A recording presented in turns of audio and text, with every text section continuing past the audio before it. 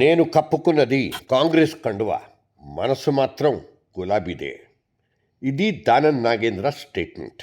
ఇది దానం నాగేంద్ర తెలంగాణలో ఎమ్మెల్యేల పార్టీ ఫిరాయింపుల కేసుకు ఖైరతాబాద్ ఎమ్మెల్యే దానం నాగేందర్ సరికొత్త ట్విస్ట్ ఇచ్చారు. రాజకీయాల్లో ఫ్లెక్సిబిలిటీ ఉండాలి, కానీ అది మరీ రబ్బర్ బ్యాండ్ లాగా ఎంత దాకా అయినా సాగిపోకూడదన్న రాజకీయ నీతి సూత్రం ఇంకెంత మాత్రం కాల పరీక్షలో నిలబడదంటూ ఆయన చాటి చెప్పారు. తాజాగా అసెంబ్లీ స్పీకర్కి ఆయన సమర్పించిన అఫిడవిట్ చూసి సామాన్య జనాలు ముక్కలు వేలేసుకోవాల్సిందే. రాజకీయ విశ్లేషకులు మాత్రం ఇదే కదా అసలు రాజకీయం అంటూ షాక్ అయిపోతున్నారు. 10 మంది ఫిరాయింపు ఎమ్మెల్యేలని డిస్క్వాలిఫై చేయాలంటుంది బీఆర్ఎస్. వారి పిటిషన్ల మీద కాలయాపన చేస్తూ వచ్చిన అసెంబ్లీ స్పీకర్కు ఏకంగా సుప్రీంకోర్టే డెడ్ లైన్ విధించింది. చేస్తారా చెయ్యరా, అయినా వీలున్నంతగా సాగదీత ధోరణి కొనసాగుతోంది ఇక్కడ. ఈ కేసులో ట్విస్టుల మీద ట్విస్టులు. 2024 సార్వత్రిక ఎన్నికల్లో కాంగ్రెస్ కండువా కప్పుకుని సాక్షాత్తు 2024 సార్వత్రిక ఎన్నికల్లో కాంగ్రెస్ కండువా కప్పుకొని సాక్షాత్తు సికింద్రాబాద్ కాంగ్రెస్ ఎంపీ అభ్యర్థిగా ప్రచారం చేసి ఓట్లడిగిన దానం నాగేందర్ ఇప్పుడు సడన్గా ప్లేట్ తిప్పేశారు. స్పీకర్ ముందు పెట్టిన అఫిడవిట్లో ఆయన చెప్పిన ముచ్చట్లు ప్రజాస్వామ్యవాదులకే షాక్ కొట్టాయి. నేను బీఆర్ఎస్ పార్టీకి రాజీనామా చేయలేదు, నేను కాంగ్రెస్ మీటింగ్కు వెళ్ళింది కేవలం వ్యక్తిగత హోదాలో మాత్రమే. ఇవి ఆయన అఫిడవిట్లో హైలైట్ పాయింట్స్.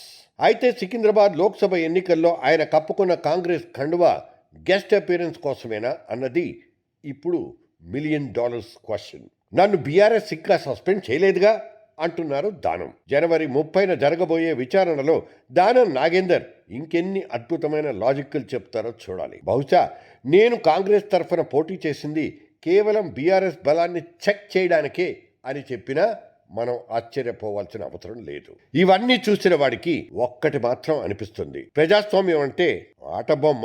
ఒక పార్టీ గుర్తు మీద ఎమ్మెల్యేగా గెలిచి ఇంకో పార్టీ తరఫున ఎంపీగా పోటీ చేస్తూ మళ్లీ రికార్డుల్లో మాత్రం పాత పార్టీలోనే ఉన్నానంటూ చెప్పడం ప్రజాస్వామ్యాన్ని పూర్తిగా అపహాస్యం చేయడమే కాక ఓటర్ల తీర్పును వెక్కిరించడమే అవుతుంది. బీఆర్ఎస్ వేసిన పిటిషన్ల మీద అనవసర కాలయాపన కారణంగా ఇప్పటికే సుప్రీంకోర్టు స్పీకర్కు ముట్టికాయలేసింది.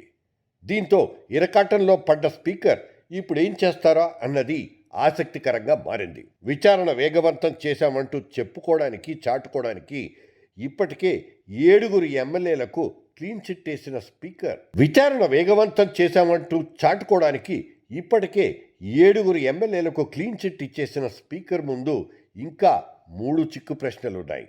అందులో ఒకటి, తాను బీఆర్ఎస్కు రాజీనామా చేయలేదంటూ అఫిడవిట్ సమర్పించిన ఈ ఖైరతాబాద్ ఎమ్మెల్యే దానం నాగేంద్ర విషయంలో ఫైనల్గా ఏం చేయాలి. ఇక రెండోది, తాను కాంగ్రెస్లో చేరటం అవాస్తవం అంటూ ఇప్పటికే వివరణ ఇచ్చేసిన స్టేషన్ గన్పూర్ ఎమ్మెల్యే కడియం శ్రీహరికి ఏ లెక్కల్లో క్లీన్ చిట్ ఇవ్వాలి?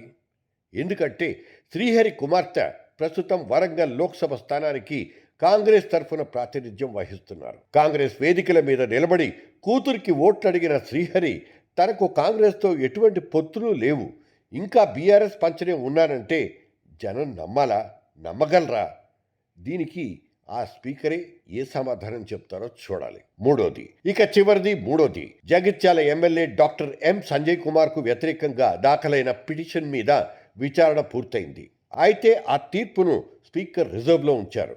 తన విషయంలో ఇప్పుడు ఎటువంటి నిర్ణయం తీసుకోవాలనేది పెద్ద సవాల్. మిగతా 7 క్లీన్ చిట్ ఇచ్చేశారు కాబట్టి మిగిలిన ఈ 3 గురించే మాట్లాడుకుందాం. వీరు అవసరార్థం కండువాలు మార్చారు. పార్టీ కండువాలు మార్చడంలో రికార్డుల మీద రికార్డులు మార్చేసిన తెలంగాణ ఆయారాం గయారాం మన దానం నాగేందర్. 2004 నుంచి ఎప్పుడూ సరే ఇతను జంప్ జిలానీ, ఖైరతాబాద్ కప్ప.